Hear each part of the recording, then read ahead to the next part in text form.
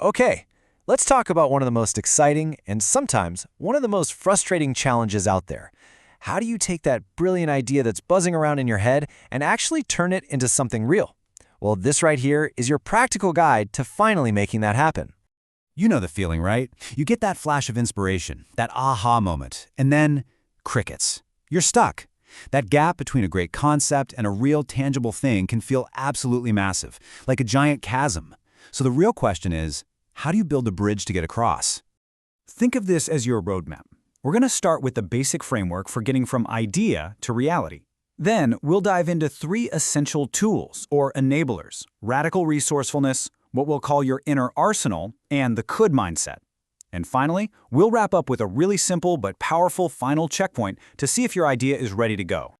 So, here's the core idea. It's all about finding an opportunity that others have overlooked, figuring out a clever way to unlock its potential, and then using a few key enablers to bring it to life, all in a way that creates a ton of value without needing a ton of cash. Let's jump into the first, and maybe the most important of those enablers. Our first enabler is something called radical resourcefulness. This is a huge mindset shift. It's all about realizing you have access to way more than you think. It's the belief that, yeah, the world really is your oyster. So what does that actually mean? Well, here's the fundamental shift in thinking. It's not about what you own, it's about what you can access. Resourcefulness is basically the art of doing more with less cost, less capital, and doing it faster by creatively using all the knowledge and tools that are already out there in the world. And this really breaks down into 4 key areas. First, you can tap into all the free knowledge out there. Then, you can look completely outside your own industry for inspiration, like how Sesame Street actually borrowed techniques from advertising to teach kids. Third, you can leverage partnerships so you don't have to build all the expertise yourself. And fourth, you can unearth what's called social capital, like how Gramian Bank used community trust and peer pressure to secure its microloans. You want to see a perfect example of this? Look no further than Square. Instead of building a whole payment device from the ground up, they just ask, what can we leverage that's already out there?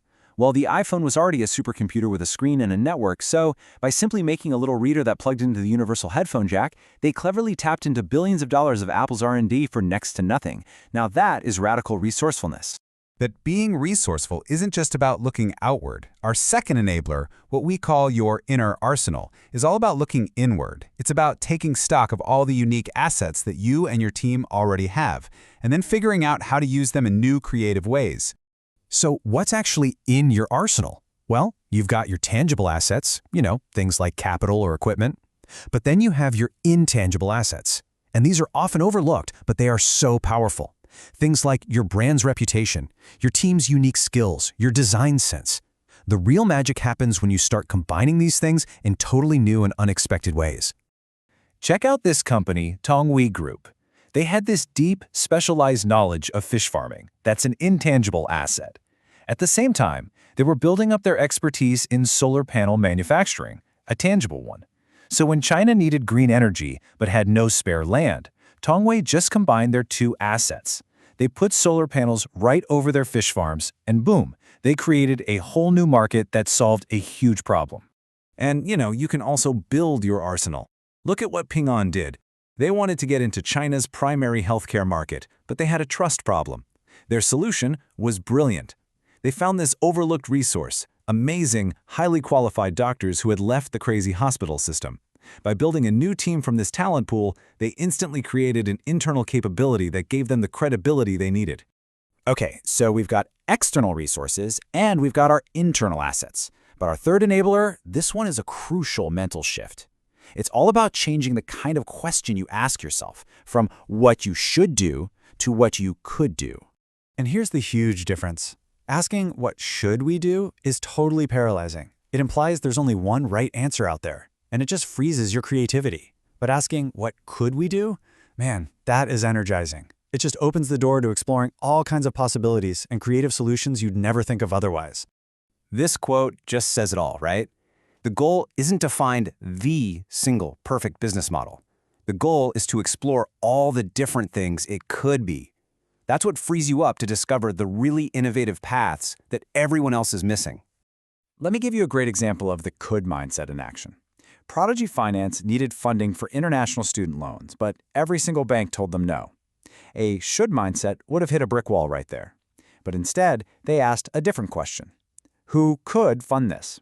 And that one simple shift led to a massive breakthrough. Alumni. They got it, they understood the value, they trusted the graduates, and they had the money. That one little question pivot created their entire business. All right, so you've got these 3 enablers in your back pocket. Now it's time for one final check. We're going to use a really simple but powerful tool to figure out if your idea is truly ready to launch. It's called the confidence-competence map. So how ready is your idea, really? To figure that out, we're going to look at 2 things. First is competence. Do you actually have the skills, the resources, and the mindset to pull this off? And second is confidence. Does your team really truly believe in this opportunity, not just in their heads, but in their gut? This map lays out the 4 places you could be. If you're low on both, it's probably best to just discard the idea for now. Now, the goal, obviously, is that top right corner. High confidence and high confidence. That means you're good to go. But what's really interesting is that a lot of great ideas actually start in one of the 2 rethink boxes. Let's go back to Prodigy Finance. They were squarely in that top left box. They had super high confidence in their idea. They knew it would work. But when the bank said no, their competence, their actual ability to fund the loans, dropped to 0. They had to rethink their approach to get themselves from that rethink box over into the pursue zone. Now let's look at the exact opposite problem. The Pfizer team that discovered what would become Viagra, they were in the bottom right. They had high confidence, they absolutely knew the drug worked for a new purpose, but the organization's confidence was super low because the drug had already failed its original job as a blood pressure treatment. So their task wasn't to build a new product, it was to build belief and confidence inside the company to move that idea up into the pursue quadrant. So, that brings us right back to the most important question. Now that you're armed with resourcefulness, your inner arsenal, and the power of that could mindset, it's time to ask yourself, what's the real potential hiding inside your idea? What could it become?